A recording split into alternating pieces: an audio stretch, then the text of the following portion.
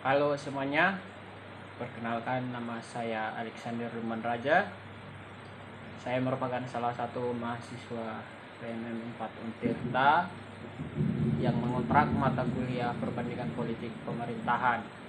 Nah, saya akan membuat video untuk memenuhi tugas UTS perbandingan politik pemerintahan. Nah, mata kuliah perbandingan politik pemerintahan ini merupakan salah satu mata kuliah yang sangat menarik untuk dibahas dan dipelajari, di mana kita bisa mempelajari serta membandingkan bagaimana sistem pemerintahan, sistem politik di satu negara dengan negara lain. Contohnya itu negara Indonesia dengan negara seperti Amerika Serikat, dengan negara Rusia, dan negara-negara lainnya. Kita dapat mengetahui bagaimana sistem politik di satu negara tersebut, dan kita dapat membandingkannya dengan negara Indonesia. Apakah di sistem politik di negara kita itu sudah baik, sudah berjalan dengan baik, ataukah kita harus mencontoh bagaimana sistem politik di negara lain. Nah, untuk kali ini saya akan mencoba membahas dan mengulas sedikit tentang bagaimana sistem pemerintahan dan apa yang membedakan sistem pemerintahan dan sistem politik di negara Indonesia dan negara tetangga kita, yaitu negara Vietnam. Seperti kita ketahui bersama, dalam dalam pahamnya itu Indonesia itu menganut paham Pancasila, sementara negara Vietnam ini menganut paham komunis. Dari situ kita sudah ketahui bersama bahwa ini pasti memiliki perbedaan. Nah, untuk membuat perbandingan yang komprehensif antara pemerintahan Indonesia dengan negara Vietnam, serta bagaimana sistem politik, bagaimana sistem pemerintahan, dan bagaimana budaya masyarakatnya, diperlukan analisis yang mendalam dari berbagai aspek. Nah, dalam paparan ini saya akan mencoba menyajikan dan membahas serta membandingkan dalam tiga bagian utama aspek tersebut, seperti aspek sistem pemerintahannya, sistem politiknya, dan budaya masyarakatnya. Baiklah, yang pertama itu kita akan membahas sistem pemerintahannya. Negara Indonesia itu memiliki sistem pemerintahan republik presidensial, di mana presiden sebagai kepala negara dan menjabat juga sebagai kepala pemerintahannya. Nah, terdapat pembagian kekuasaan antara tiga lembaga pokok di negara Indonesia, yaitu lembaga eksekutif, yudikatif, dan legislatif. Nah, lembaga yang pertama legislatif, yang terdiri dari MPR, yang merupakan Majelis Permusyawaratan Rakyat, dan DPR, yang merupakan Dewan Perwakilan Rakyat, serta DPD. Ini merupakan lembaga legislatif. Nah, DPD ini merupakan Dewan Perwakilan Daerah. Nah, DPR ini tugasnya itu membuat undang-undang dan mengawasi jalannya kebijakan pemerintahan. Beda dengan DPD ini lebih mewakili pemerintahan daerah. Nah, DPD ini dibuat untuk sebagai wakil daerah untuk menyampaikan aspirasi seluruh masyarakatnya, untuk menyampaikan aspirasi dari daerah ke pemerintahan pusat. Nah, DPD ini akan menyampaikan seluruh contohnya untuk pembangunan daerah, untuk penyediaan fasilitas-fasilitas daerah. Nah, DPD akan menyampaikannya ke pemerintah pusat. Nah, yang berikutnya itu di lembaga eksekutif, di mana lembaga eksekutif ini terdiri dari presiden, wakil presiden, beserta jajaran menteri. Jajaran menteri ini merupakan setara dengan pembantu presiden. Nah, presiden sebagai kepala negara dan kepala pemerintahannya. Presiden memegang kendali besar di suatu negara tersebut. Nah, sementara di yudikatif ini yang terdiri dari Mahkamah Konstitusi, Mahkamah Agung, Pengadilan Tinggi, dan Pengadilan Negeri yang mengatur, yang mengawasi dan jalannya undang-undang. Mahkamah Konstitusi ini bertugas untuk memutuskan sengketa perundang-undangan dan penetapan keputusan hasil pemilihan umum, seperti pemilihan umum presiden baru-baru ini, di mana pihak 01 dan pihak 03 menggugat pihak 02 ke MK. MK ini memutuskan bahwa dalam pemilu tersebut tidak menemukan kecurangan dan masih sejalan dengan undang-undang. Nah, MK ini membuat keputusan final dari setiap sengketa. Nah, yang berikutnya itu dalam sistem pemilihan umum di negara Indonesia sendiri itu sistem pemilihan umumnya itu diselenggarakan secara berkala untuk memilih presiden, wakil presiden dan wakil presiden, DPR dan kepala daerah. Nah, dilaksanakan itu secara pemilihannya itu sekali 5 tahun. Pemilihan presiden itu dilaksanakan sekali 5 tahun sama dengan DPR. Nah, untuk pembagian wilayah administratif daerahnya di negara Indonesia itu sendiri, wilayahnya itu dibagi menjadi 34 provinsi. Yang dibagi menjadi 34 provinsi yang terdiri dari beberapa kabupaten dan kota. Nah, yang beda dengan negara Vietnam, sistem pemerintahan di negara Vietnam itu merupakan sistemnya itu republik sosialis. Negaranya dipimpin oleh hanya satu partai tunggal, yaitu Partai Komunis Vietnam atau disingkat dengan PKF. Nah, di Vietnam itu kepala negaranya itu terdiri dari presiden. Sementara kekuasaan kepala negara dan kepala pemerintahan itu dipisah. Kepala negara itu dipegang oleh presiden, sementara kepala pemerintahannya itu dipegang oleh Perdana Menteri.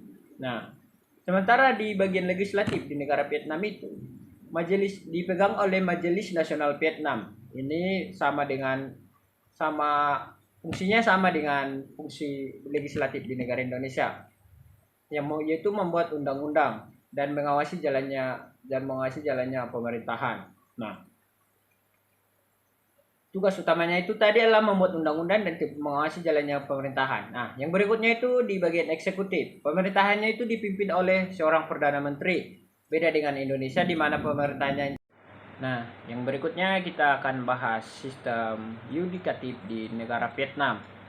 Kita ketahui bersama di negara Vietnam itu sistem peradilannya itu sudah dikendalikan oleh pemerintah atau negara, sudah dikendalikan langsung oleh negara. Beda dengan negara Indonesia tadi, di mana sistem yudikatifnya itu dipegang oleh Mahkamah Konstitusi, Mahkamah Agung, Pengadilan Tinggi, dan Pengadilan Negeri. Itu memiliki perbedaan yang mencolok antara fungsi lembaga yudikatif di negara Indonesia dan negara Vietnam. Nah, di dalam pemilihan umum juga, Partai Komunis Vietnam ini mengatur langsung pemilihan umum yang seringkali terbatas pada pemilihan internal di antara kandidat partai yang mencalonkan diri. Kalau dalam pemilihan, contohnya dalam pemilihan presiden di negara Vietnam itu sudah ditentukan langsung oleh Partai Komunis ini, dan kemungkinan besarnya itu yang menang dari Partai Komunis ini. Karena Partai Komunis ini sudah mengatur langsung bagaimana jalannya sistem pemilihan umum untuk menetapkan calon yang bakal menang. Nah, berbeda dengan negara Indonesia itu harus dipilih langsung oleh masyarakatnya dan tidak memiliki hak yang bebas, tidak boleh diintervensi oleh pihak manapun, dan itu merupakan keputusan mutlak oleh masyarakatnya untuk menentukan siapa presidennya. Nah, kita bahas contohnya di negara Indonesia. Nah, Indonesia itu kan memiliki sistem pemerintahan republik presidensial yang membagi kekuasaan antara 3 lembaga pokok tadi, yaitu eksekutif, yudikatif, dan legislatif. Nah, presiden adalah kepala negara dari kepala pemerintah dan sekaligus kepala pemerintahan.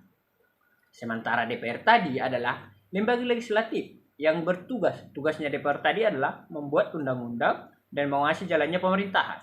Misalnya, dalam pemilihan presiden, masyarakat secara langsung memilih presiden dan wakil presiden pada pemilihan umum. Setelah satu calon terpilih pemenang, nah presiden memilih lagi anggota kabinetnya yang akan membantu dia untuk menjalankan pemerintahan. Nah, sementara DPR ini mengawasi kinerja pemerintahan dan sekaligus memiliki wewenang membuat undang-undang yang mengatur apa yang bisa dilakukan oleh pemerintahan. Nah, yang berikutnya juga DPR ini bisa melakukan interogasi terhadap menteri dalam rapat-rapat dengan mendengarkan pendapat bagaimana kinerja, evaluasi kinerja dari para menteri ini. Sementara di negara Vietnam, kita ambil contoh, di Vietnam ini kan memiliki sistem pemerintahan Republik Sosialis yang dipimpin oleh Partai Komunis Vietnam atau VKF. Nah, VKF ini memiliki kendali penuh atas negara dan lembaga-lembaga pemerintahannya. Sebagai contohnya itu, dalam pemilihan umum di Vietnam itu, walaupun secara teknis terdapat pemilihan, namun kandidat-kandidatnya dipilih melalui proses yang sangat terkendali oleh PKP ini. Sudah diatur, contohnya itu sudah diatur siapa yang bakal menjadi presidennya. Sudah yang dekat dengan pemimpin PKP ini kemungkinan besar itu yang akan dicalonkan. Namun PKP ini memiliki kandidat-kandidat yang akan mencalonkan di dalam pemilihan umum tersebut, sehingga tidak ada persaingan politik, tidak tercipta persaingan politik, berbeda dengan negara Indonesia, di mana kalau di pemilihan umum di negara Indonesia itu akan membentuk koalisi seperti baru-baru ini koalisi Indonesia Maju, koalisi Perubahan. Sangat berbeda dalam sistem politiknya. Jadi di Indonesia itu lebih bervariasi, sementara di Vietnam ini pemilihannya itu lebih monoton dia. Sehingga tidak ada persaingan politik yang sesungguhnya. Pemerintahan Vietnam ini di bawah kepemimpinan PKF menetapkan kebijakan-kebijakan utama, dan peran Majelis Nasional cenderung menjadi formalitas belaka, di mana peran Majelis Nasional ini hanya formalitas. Yang megang kendali penuh itu yaitu Partai Komunis Vietnam tadi. Selanjutnya kita akan membahas sistem politik antara negara Indonesia dan negara Vietnam. Apa yang membedakan sistem politiknya? Di Indonesia itu dikenal dengan demokrasi pluralistik. Meskipun Indonesia memiliki demokrasi multipartai, namun Partai Demokrasi Indonesia Perjuangan atau PDIP dan Golkar merupakan dua partai kuat yang memiliki pengaruh besar di negara Indonesia, baik dalam pemilihan umum, baik dalam pemilihan presiden, DPR, pemilihan kepala daerah, bahkan ke pemilihan sampai ke bupati dan wali kotanya. Pemilihan umum diselenggarakan secara bebas dan adil. Akan menciptakan oposisi yang kuat meskipun terdapat partai-partai yang mendukung pemerintahan. Oposisi juga memainkan peran penting dalam sistem politik Indonesia. Contohnya itu di dalam pemerintahan Indonesia di masa Presiden Jokowi, di mana partai PKS keluar dari koalisi dan menjadi oposisi. Pemerintahan partai PKS ini menjadi partai oposisi yang dia mengkritik bagaimana jalannya pemerintahan, bagaimana kalau ada kebijakan-kebijakan yang dibuat hanya semata-mata untuk menguntungkan suatu pihak saja, maka partai PKS ini memiliki peran yang sangat penting untuk bagaimana mereka mengkritik jalannya pemerintahan tersebut. Sehingga di masyarakat itu menimbulkan bagaimana pola pikir baru, bagaimana masyarakat juga harus ikut serta mengawasi jalannya pemerintahan. Seperti naiknya BBM, partai PKS ini langsung menurunkan baliho-baliho dan mengkritik kenapa bisa terjadi dalam pemerintahan masa Jokowi bisa naik BBM pada tahun 2019. Kenapa itu bisa terjadi? PKS itu menyuarakan kepada pemerintahan, dan ketika ada kritikan yang masuk ke pemerintahan, maka pemerintahan mengambil kebijakan-kebijakan baru bagaimana untuk mengatasi masalah tersebut. Sistem politiknya. Pemilihan umum diselenggarakan secara bebas dan adil. Sementara di Vietnam itu yang terdiri dari partai tunggal atau PKF tadi. Selanjutnya kita akan membahas bagaimana sistem politik di negara Vietnam. Di negara Vietnam itu sistem politiknya itu sudah dikendalikan oleh satu partai tunggal, yaitu Partai Komunis Vietnam atau disingkat dengan PKF. Partai Komunis Vietnam ini adalah partai politik utama di negara Vietnam dan satu-satunya partai yang diizinkan beroperasi secara legal. Berbeda dengan negara Indonesia, di mana negara Indonesia itu memiliki beberapa partai seperti partai-partai besar seperti Partai Demokrasi Indonesia Perjuangan atau PDIP, Partai Demokrat, Partai Gerindra, Partai Golkar, Partai PAN, dan masih banyak lagi partai. Nah, kalau di Vietnam itu kontrol penuhnya itu dari Partai Komunis. PKI memiliki kendali penuh atas semua aspek kehidupan politik di Vietnam. Dan pemilihannya itu terbatas. Pemilihan umum di Vietnam itu seringkali terbatas pada pemilihan internal partai dengan memberikan sedikit ruang bagi oposisi. Jadi jalannya pemerintahan di negara Vietnam itu hanya oposisi itu akan melahirkan sedikit oposisi di dalam pemerintahan Vietnam, berbeda dengan Indonesia tadi. Karena takutnya masyarakat untuk menjadi atau partai-partai lain untuk menjadi oposisi yang mengkritik pemerintahan. Nah, contohnya itu kita bahas contohnya di sistem politik Indonesia. Nah, contohnya itu Indonesia memiliki sistem politik yang pluralistik tadi dengan keberadaan banyak partai politik yang aktif. Nah, pemilihan umum juga di Indonesia diadakan secara berkala dan memungkinkan partisipasi dari berbagai partai politik itu terlibat. Memungkinkan banyak partai politik terlibat dalam kontestasi politik tersebut, dalam kontestasi pemilih. Nah, contoh konkretnya adalah dalam pemilihan umum presiden, masyarakat memiliki pilihan untuk memilih dari berbagai calon presiden yang berasal dari partai-partai yang berbeda.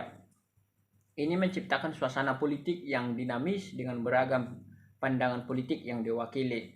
Jadi masyarakat bebas menentukan mana presiden yang mau dia pilih sesuai dengan visi misi yang dibawa oleh calon ini untuk memenangkan simpatisme dari masyarakat. Nah, berbeda dengan Vietnam, kalau di Vietnam itu merupakan negara dengan sistem politik yang terpusat hanya di sekitar VKP itu, Partai Komunis itu berpusat. Sistem politiknya itu hanya berpusat di situ saja. Tidak beda dengan Indonesia yang bebas tadi. Nah, semua itu keputusan politiknya juga itu sudah diambil oleh VKF itu sendiri dan tidak ada partai politik lainnya yang diizinkan untuk beroperasi. Nah, sebagai contoh konkretnya, semua calon yang mencalonkan diri dalam pemilihan umum di Vietnam harus berafiliasi dengan PKF. Harus meminta persetujuan dulu dengan Partai Komunis ini. Orang-orang yang benar dekat dengan Partai Komunis ini akan menjadi calon kuat yang akan diusung oleh Partai Komunis tersebut. Nah, pemilihan umum di Vietnam juga pemilihan umumnya itu akan menyebabkan kurangnya variasi politik dan opsi bagi pemilih. Bagaimana pemilih?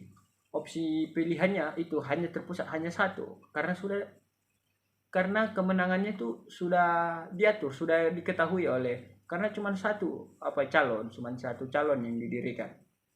Nah, serta memberikan Partai Komunis Vietnam ini kendali penuh atas proses politik di negara tersebut. Nah, jadi ibarat contohnya itu Partai Komunis ini sudah memiliki kendali penuh, sudah bisa mengatur jalannya pemerintahan. Jadi pemilihan ini hanya simbolis. Berbeda dengan negara Indonesia tadi. Selanjutnya kita akan mencoba membahas budaya masyarakat antara Indonesia dengan Vietnam. Apa yang membedakan budaya masyarakatnya? Nah, kalau di Indonesia sendiri kita ketahui bersama budaya Indonesia itu beragam. Indonesia terkenal karena keragaman budaya, bahasa, dan agamanya. Nah, Indonesia yang terdiri dari beberapa pulau besar itu melahirkan beberapa budaya yang menjadi khas dari negara ini. Seperti Indonesia itu terdiri dari suku-suku seperti adanya suku Batak, suku Jawa, suku Minang, suku Dayak, dan suku-suku lainnya. Itu yang membuat khas sendiri dari negara ini. Nah, di Indonesia juga dalam religius, di negara Indonesia itu mayoritasnya itu agama Islam. Namun ada juga, meskipun agama Islam merupakan agama mayoritas, namun ada juga agama-agama lain seperti agama Kristen, Buddha, Hindu, Konghucu. Di Indonesia itu toleransinya kuat. Nah, sistem nilai-nilai kebajikannya juga, budaya Indonesia itu sangat terpengaruh oleh nilai-nilai kebajikan seperti gotong royong, musyawarah untuk mufakat, dan kekeluargaan. Jadi di Indonesia itu sistem gotong royongnya dan musyawarahnya itu masih kuat. serta kekeluarganya. Jadi menciptakan hubungan yang sangat dinamis antara masyarakatnya. Nah, dalam seni dan kebudayaan, Indonesia itu memiliki warisan seni dan budaya yang kaya, termasuk tari, musik, seni rupa, dan arsitektur tradisional.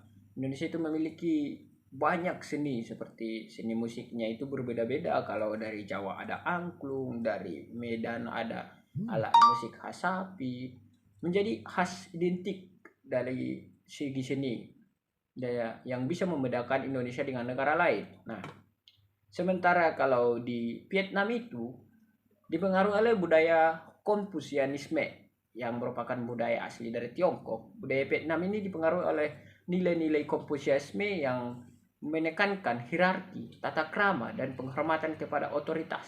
Dia menekankan penghormatan kepada otoritas. Ibarat contohnya itu sama seperti sistem yang dianut oleh Korea Utara, di mana mereka itu menjunjung tinggi presiden mereka sebagai tuan mereka. Nah, pengaruh Tiongkok juga sangat besar dalam jalannya pemerintahan dan budaya di negara Vietnam ini. Nah, sejarah Vietnam sangat terkait dengan pengaruh budaya Tiongkok, terutama dalam bahasa, filosofi, dan sistem politiknya. Seni dan sastra klasik yang ada di Vietnam itu, mereka itu memiliki seni dan sastra klasik yang kaya seperti puisi sastra yang klasik, sastra Konfusianisme, dan seni lukis tradisional. Itu yang membedakan negara Vietnam dengan negara lainnya dari segi budaya. Nah, dalam kebudayaan rakyatnya juga, meskipun pemerintah didominasi oleh ideologi komunis, kehidupan sehari-hari masyarakatnya masih dipengaruhi oleh tradisi rakyat yang kuat. Meskipun sistem pemerintahannya tadi dikuasai oleh partai komunis, namun mereka juga memiliki tradisi-tradisi yang sangat kuat dan kental yang dimiliki oleh masyarakatnya, yang tidak boleh dicampur adukan dengan sistem-sistem yang sudah diatur oleh paham komunis ini. Nah, itu yang membedakan negara Vietnam dan negara Indonesia dari segi budaya. Contohnya itu, budaya masyarakat Indonesia itu sangat dipengaruhi oleh nilai-nilai kearifan lokal tadi, seperti gotong royong, musyawarah untuk mufakat. Dan misalnya dalam konteks kehidupan sehari-hari, masyarakat Indonesia seringkali memberikan bantuan kepada tetangga atau anggota komunitasnya dalam bentuk gotong royong, seperti pembersihan lingkungan, membangun infrastruktur lokal, dan sebagainya. Nah, nilai-nilai dari kearifan lokal ini tercermin dalam berbagai aspek kehidupan, termasuk dalam proses pengambilan keputusan di tingkat desa atau kota kecil, di mana musyawarah ini untuk mencapai kesepakatan menjadi prinsip utama di negara Indonesia. Jadi kekeluarganya masih kuat dan masih mengutamakan nilai-nilai budayanya, masih mengutamakan dalam pengambilan keputusan. Itu yang membedakan ciri khas Indonesia dengan negara lain. Selanjutnya, contoh budaya di negara Vietnam itu sangat dipengaruhi oleh tradisi Konfusianisme tadi yang menekankan hierarki tata krama dan penghormatan kepada otoritas. Misalnya dalam kekeluargaan tradisional Vietnam, anak-anak diharapkan untuk menghormati orang tua dan mematuhi aturan-aturan ditetapkan oleh orang tua atau anggota keluarga yang lebih tua. Jadi anak-anak ditekankan untuk lebih hormat, lebih ke tata krama, dia lebih hormat dengan yang tua. Nah, penjelasannya, nilai-nilai Konfusianisme juga tercermin dalam hubungan sosial dan politik di Vietnam, di mana penghargaan terhadap otoritas dan hierarki dianggap penting. Misalnya dalam lingkungan kerja, penghargaan kepada pemimpin atau kepada atasan itu sangat diutamakan di negara Vietnam. Bawahan diharapkan untuk tunduk kepada atasan dan menghormati hierarki organisasi. Dan seperti itu juga dengan penghormatan kepada pemimpin, masyarakatnya itu diatur agar lebih hormat. Jadi yang berkuasa ini lebih leluasa untuk mengatur jalannya pemerintahan gitu. Nah, meskipun negara Indonesia dan negara Vietnam memiliki sejumlah persamaan, seperti kedua negara memiliki sistem pemerintahan republik, namun terdapat juga perbedaan yang sangat signifikan dalam sistem politik dan budaya masyarakatnya. Indonesia menganut demokrasi multipartai dengan kebebasan politik yang lebih besar. Sementara di Vietnam ini diperintahkan oleh satu partai komunis saja, diperintahkan oleh satu partai saja, di mana partai komunis tadi dengan kendali penuh atas kehidupan politik dan masyarakat. Nah, dalam budaya masyarakatnya keduanya juga memiliki perbedaan yang mencolok. Dengan Indonesia menekankan keanekaragaman budaya dan nilai-nilai kebajikan, sementara Vietnam itu lebih dipengaruhi oleh tradisi Konfusianisme dan pengaruh Tiongkok dan pengaruh dari negara luar seperti negara Tiongkok. Nah, dengan menggunakan contoh konkret perbandingan antara Indonesia dan Vietnam dalam sistem pemerintahan dan sistem politik dan budaya masyarakat menjadi lebih jelas dan terperinci. Ini memungkinkan kita untuk memahami perbedaan serta kesamaan antara kedua negara secara lebih mendalam lagi. Nah, jadi itu hal yang bisa saya sampaikan dan itu hal yang bisa saya ulas tentang perbedaan antara negara Vietnam dan negara Indonesia. Nah, kalau kita bahas lebih luas lagi, negara ini memiliki banyak lagi perbedaannya. Namun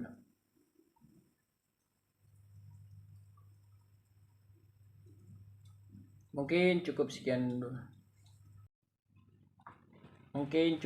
dulu video yang bisa saya buat.